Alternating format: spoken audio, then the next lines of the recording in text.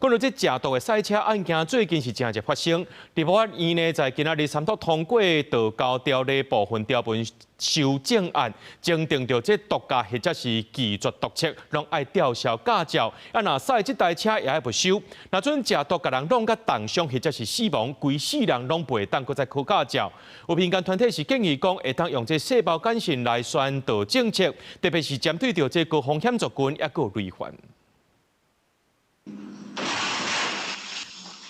這隻貨車弄到路邊的兩支電火條仔，發出真大的聲音。代誌發生在屏東縣九如鄉九如路2段，一個29歲姓吳的查甫人，日前透早6點半，食毒賽車去弄到電火條仔，甲路邊的鐵柱，抑個有冷氣等等的設施，加在無造成別人受傷。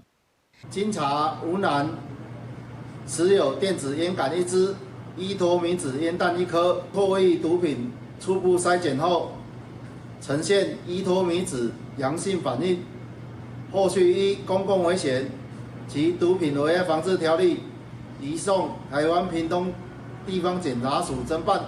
台中大雅嘛傳出有食毒賽車逃走的事件，警方在這輛車發現駕駛座倒邊，哪像有毒品其他面甲毒品加背包，會通知車主到案說明釐清案情，嘛以違反毒品防治條例來偵辦。為了阻擋食毒賽車，立法院會283三讀通過修正道交條例部分條文，修正通過。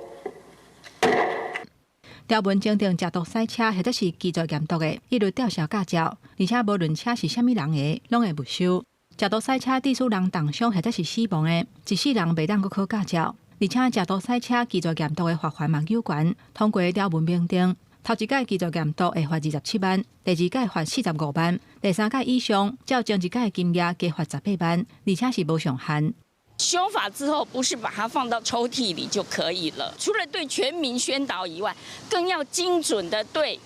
酒駕、毒駕這些高風險群者這個累犯者能夠啟動細胞簡訊示警。針對道交條例修法，民間團體是樂觀其成，不過嘛講行政法是預防爾。對受害者的家屬來講，這個傷害攏無法度來挽回，所以因更加關注刑法的量刑，呼籲大家加速推動刑法第185條之3修法，讓食酒賽車甲食毒賽車致使人死亡的案件，基本的本刑提懸到7年，而且取消目前上重10年的上限，希望上重會當判無期徒刑。記者綜合報道。